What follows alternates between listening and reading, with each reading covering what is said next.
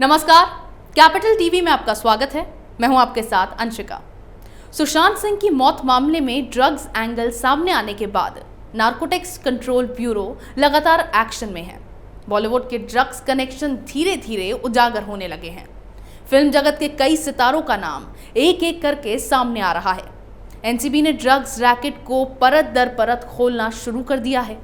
Agency लगातार बॉलीवुड में फैले इस ड्रग्स जाल से जुड़ी हस्तियों के यहां छापेमारी कर रही है और ड्रग्स पेडलर्स पर शिकंजा कस रही है। दीपिका पादुकोण से लेकर सारा अली खान जैसी बड़ी हस्तियों से पूछताछ भी की जा चुकी है। इस मामले में एक के बाद एक राज खोलते जा रहे हैं। अभिनेता के साथ साथ डायरेक्टर, प्रोड्यूसर तक इस दलदल में फंसे हुए हैं। ड्रग्स मामले में अब तक करीब 30 लोगों की गिरफ्तारी भी हो चुकी है।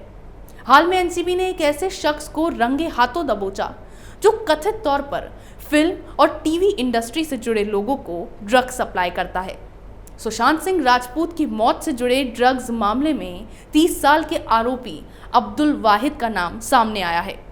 एनसीबी ने अब्दुल वाहिद को मुंबई के अंधेरी इलाके में आजाद नगर मेट्रो स्टेशन से पकड़ा, जहां उसके पास से 650 ग्राम गांजा, कुछ मेफेड्रोन और चरस, 1.75 लाख रुपए और एक कार बरामद की गई। इसी के साथ एनसीबी ने मलाड, अंधेरी, लोखंडवाला, खारघर, कोपर खैरने में कई ड्रग पेडलर्स के ठिकानों पर छापेमारी की। तब छापेमारी के दौरान 5 ड्रग पेडलर्स को गिरफ्तार किया गया। गिरफ्तार किए गए पेडलर्स में से किसी एक ने ही फिरोज नाडियाडवाला का नाम एनसीबी टीम को पूछताछ में बताया था। इसके बाद अब एनसीबी ने फिल्म निर्माता फिरोज नाडियाडवाला के घर छापेमारी की। इस दौरान एजेंसी को प्रोड्यूसर के घर से कुछ मात्रा में ड्रग्स हाथ लगे हैं। मामले में न सिर्फ फिरोज बल्कि उनकी पत्नी पर भी शिकंजा कसा गया और नाडियाडवाला की पत्नी को गिरफ्तार कर लिया गया है। अब एनसीबी ने प्रोड्यूसर से उनके इस राज के बारे में पूछताछ की है।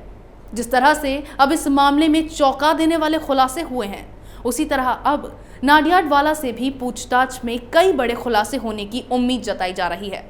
एनसीबी के इस छापेमारी के बाद जाने माने एक्टर अर्जुन रामपाल तक को नहीं बख्शा गया और खबर लगते ही उनके भी घर एनसीबी ने रेड मारी और घर में ड्रग्स की तलाशी भी ली गई।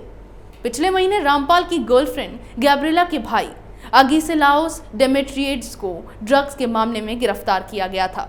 अगिसेलाओस के पास से हशीश और अल्प्राजोल की टैबलेट्स मिली थी। ये दोनों ही चीजें नार्कोटिक्स की तरफ से प्रतिबंधित हैं। अगिसेलाओस का कनेक्शन ओमेगा गोल्डविन नाम के एक व्यक्ति से बताया गया था, जो मुंबई के कोकीन सप्लाई करने के आरोप में गिरफ्तार हुआ था। हालांकि रामपाल की गर्लफ्रेंड के भाई को इस केस में जमानत मिल चुकी है, लेकिन लग रहा है कि एनसीबी के हाथ कुछ बड़े सबूत लगे हैं, जिसके बाद ही ये छापेमारी अब अर्जुन रामपाल के यहाँ हुई है। वहीं बॉलीवुड ड्रग्स कनेक्शन मामले में दीपिका पादुकोण की पूर्व मैनेजर करिश्मा प्रकाश भी एनसीबी के निशाने पर है। एनसीबी ने करिश्मा के घर से ड्रग्स बरामद किया था, जिसके बाद उन्हें कई बार समन भेजा गया। समन भेजने के बावजूद वे लगातार 1 हफ्ते तक लापता रही थी। करिश्मा प्रकाश के घर पर छापेमारी के दौरान 1.7 ग्राम ड्रग्स सीज भी किया गया था, जिसके बाद एनसीबी ने उन्हें समन भेजा था। लेकिन करिश्मा प्रकाश कई दिनों तक गायब रहीं। उन्होंने समन का कोई जवाब नहीं दिया था। उन्होंने पूछताछ से पहले अग्रिम जमानत के लिए याचिका भी दायर की थी। अब कोर्ट ने इस याचिका पर सुनवाई 10 नवंबर तक के लिए स्थगित कर दी है। साथ ही दीपिका पादुकोण की पूर्व मैनेजर करिश्मा प्रकाश को एनसीबी ने 10 नवंबर को पूछताछ के लिए बुलाया है। सुशांत सिंह मौत मामले में मुख्य नाम रिया चक्रवर्ती और उनके भाई शौविक चक्रवर्ती का सामने आ चुका है। एक्टर की गर्लफ्रेंड अभिनेत्री रिया चक्रवर्ती, उनके भाई शौविक चक्रवर्ती सहित कुछ अन्य लोगों को गिरफ्तार किया था, जिसके बाद कई दिन रिया को जेल में ही गुजारने पड़े और कड़ी मशक्कत के बाद उन्हें जमानत मिली। इस केस की शुरुआत यहीं से हुई थी और धीरे धीरे कई ऐसे नाम सामने आते गए जो चौंका देने वाले थे। मुंबई पुलिस ने भी सुशांत की मौत के मामले को दबाने की और इसमें शामिल लोगों को बचाने की पूरी कोशिश की, लेकिन महाराष्ट्र की सरकार और पुलिस का कोई पैतरा काम नहीं आया और केस की लगाम सीबीआई को सौंप दी गई। ऐसे में उद्धव सरकार और बॉलीवुड गैंग समेत मुंबई पुलिस इन सभी की नींदें उड़ गई। फिर इस मामले में ड्रग्स एंगल सामने आया और एनसीबी की एंट्री हो गई, जिसके बाद बाहर से चमकती हुई दिखाई देने वाली बॉलीवुड की ये दुनिया अंदर से कितनी काली है, इस बात का भी खुलासा हो गया और सच्चाई सबके सामने आ गई।